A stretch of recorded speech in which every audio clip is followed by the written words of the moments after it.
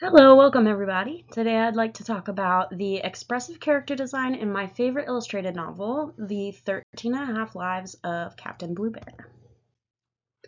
So the story is originally in German. It's written and illustrated by Walter Moers and translated to English by John Brownjohn. So Bluebear himself narrates the novel. As he says, a bluebear has 27 lives, and he'll recount the first half of his lives in the book, making 13 and a half. Bluebear says this is to maintain the appropriate mystery for a bluebear. He is actually a blue chromo bear who lives on the continent of Zimonia, which is a fictional land in between North America and Europe.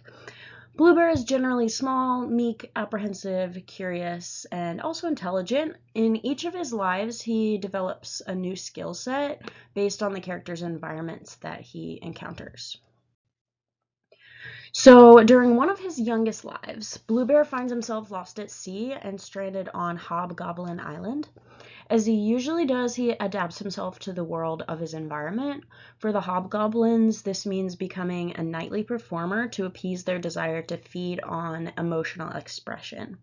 The hobgoblins appear wobbly, cursed, and glowing as if they're made of gas. They lack physical stability in their bodies, which reflects the manipulative nature of their society. On Hobgoblin Island, Bluebear learns to cry on cue from practice manipulating his own emotions for show. Getting in touch with his own inner torture, he transforms into a warped false self by the end of this life and finally sees his own reflection, fears what he could become if he remains in this situation. Despite the hobgoblin's admiration of him, Bluebear does escape as soon as he realizes how he feels. When Mac rescues Bluebear from a hungry carnivorous plant, they spend a life together as roving rescuers, saving other creatures from horrible deaths at the last moment. Mac is wrinkled and calloused with eyes that barely work anymore, which inspires Bluebear's role as his seeing eye bear. This helps Bluebear to become a sharp observer, fast in a crisis, handle fear, and also learn about navigating Zimonia. Mac perplexes Bluebear at first, acting lackadaisical until the very last moment when they have to save someone who's in mortal danger. Bluebear realizes this is because Mac can perceive the precise moment that a daredevil needs to be rescued and intends to let them believe they will truly die for as long as possible, hopefully driving them to be safer next time. Mac's elderly cynicism is a foil to Bluebear's innocence. Mac leaves Bluebear in the mountains with Professor Nightingale, who offers a prestigious school for creatures.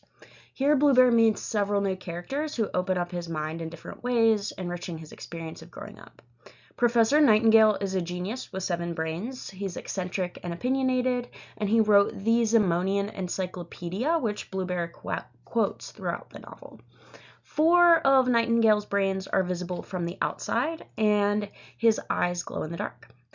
QWERTY Uwaiop is another classmate. He's from the 2364th dimension.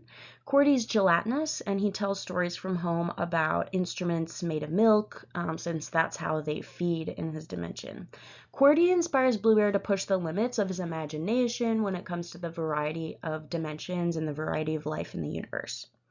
Freda is an imp who is mute, feral, and hairy, but also, ironically, writes poetry in beautiful cursive.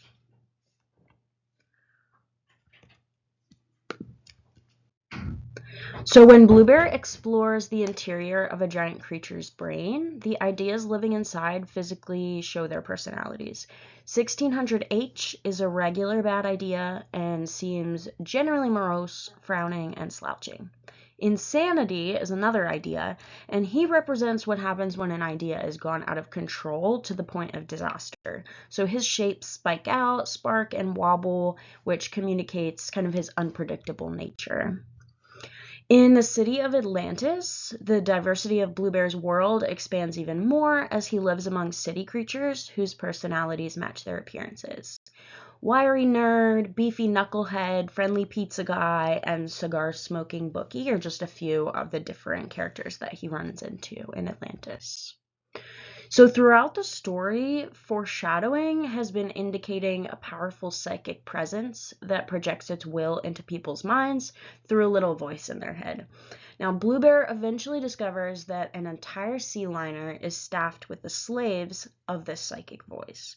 It turns out to be the Zemonium, which is a new element that gains sentience along with extrasensory and persuasive abilities.